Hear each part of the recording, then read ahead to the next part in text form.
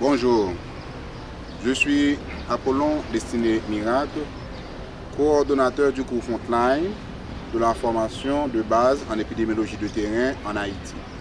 Alors, on est en Haïti, dans la Caraïbe, tout près de Cuba, tout près de la Jamaïque, et on partage l'île avec la République dominicaine.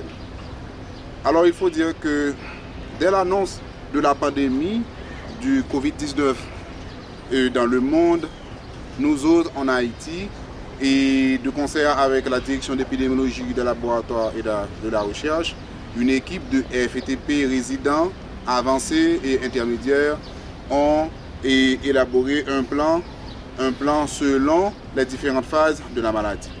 Alors, il faut dire, comme vous le savez, il y a la phase de préparation, il y a la phase de l'entrée de la maladie, la première phase, et ensuite il y a l'établissement de la maladie. Alors, dans la phase de préparation, le rôle des FETP était d'abord non seulement de dépister, mais aussi de faire de la sensibilisation.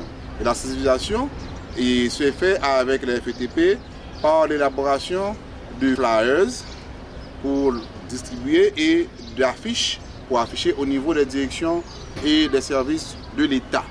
Il faut dire qu'il y a un second niveau de sensibilisation qui a été fait avec au moins 3 vidéos pour sensibiliser la population haïtienne sur la maladie, afin de leur expliquer que la maladie n'est pas une fatalité. Et ce n'est pas une maladie qu'on peut prier dessus et cela va se passer. Et ce n'est pas comme ça. Ce n'est pas quelque chose, ce n'est pas le malin ou le diable qui le donne. Alors, c'est pour la première phase de préparation. Et dans cette phase, il y a des flyers de FETP qui ont été au niveau des aéroports et des points d'entrée du pays pour le dépistage. C'est en ce sens que nous, en Haïti, on a reçu nos premiers cas le 19 mars 2020. Mais par contre, bien avant le 19 mars, la République dominicaine, environ 1 à 2 semaines avant, avait reçu leur premier cas. Et ce qui constitue un problème pour nous autres en Haïti, puisque lorsqu'on a eu les 2 cas, on commence à avoir une cinquantaine de cas, voire une centaine de cas.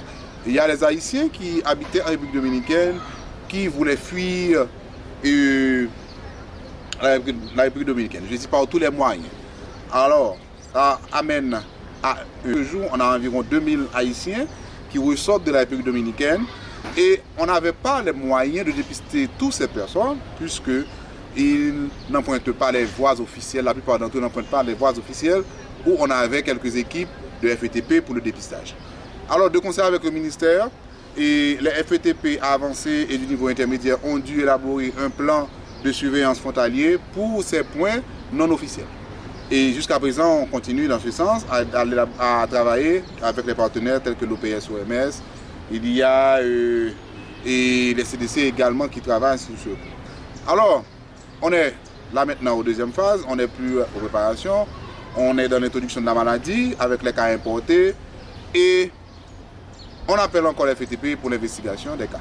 On rejoint les FETP et du niveau frontline et du niveau intermédiaire pour les investigations des cas. Alors, ce qu'ils ont pu comprendre, c'est que la plupart des Haïtiens ne se rendent pas à l'hôpital pour se faire dépister. Et là encore, on fait appel aux FETP pour mener des études de sondage au niveau de la population, au niveau de la communauté pour comprendre. Et ceci, ce sont des activités qui sont en train maintenant d'être préparées pour comprendre le phénomène. Et ensuite, on avance. Parallèlement avec ceci, et il y a une cohorte, la 9e cohorte intermédiaire qui est lancée. Et là, on est au 3e module. Et ce cours est dispensé en ligne et via des plateformes de téléconférence. Et pour les activités, pour les devoirs, et le FETP Haïti a dû mettre online un blog site pour le partage des devoirs et des discussions. Eh bien, en gros, je peux dire qu'on retrouve les FETP dans les différentes phases de la lutte contre la pandémie Covid-19.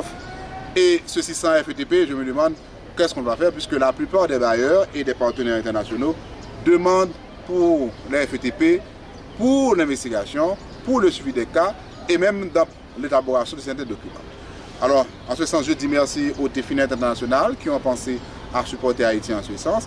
C'est un programme qui vraiment aide à... En gros, c'est ce qu'on avait à dire pour le FETP Haïti. Merci TFINET, merci beaucoup.